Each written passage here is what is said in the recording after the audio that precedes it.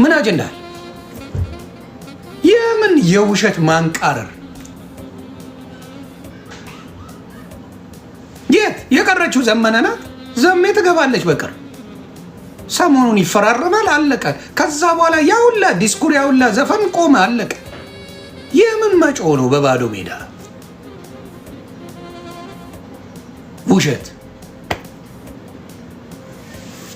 በውሸት ሆይ ሆይ በማለት በተለይ ከአረብ ሀገር ያለውን ቲክታክ ለኢትዮጵያውያኖች የተወሰኑት በጣም ደስ የሚሉኝ ሰዎች አሉ። ማቹርድ የሆኑ ጥሩ ቢዝነስ የሚሰሩበት ምንም የሚሰሩበት አሉ። አንዳንድ ደግሞ አሉ በጣም የሚዘገንን ነገር የሚያደርጉ ደብራል። ስለዚህ ኢትዮጵያውያን መንግስት እየሰማን ስለሆነ አመሰግናል።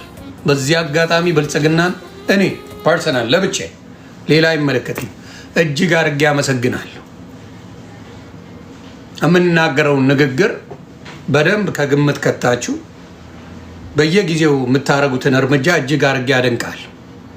እኛ የምንናገረው ንግግር ይጠቅማል ብላችሁ ወስዳችሁ በብዛት እርምጃ ስትወስዱ አይቻለሁ እና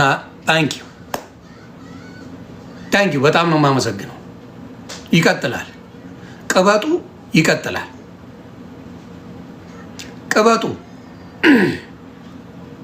ቅበጡ ይቀጥላል።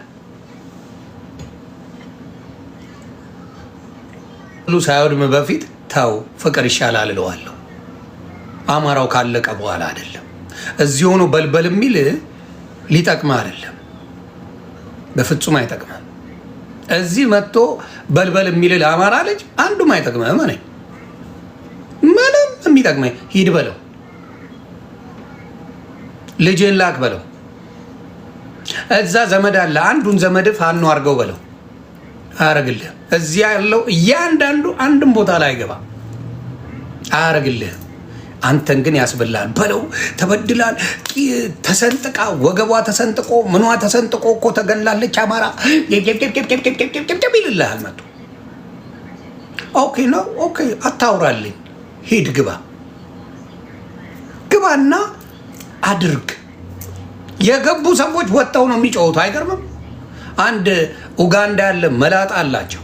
ማን የሚባል አሳዬ ደርብ የሚባል መላጣ አለ። ፈርጥጦ ከኢትዮጵያ ኡጋንዳ ገብቷል። ፋኖን መቀላቀል ፈርቶ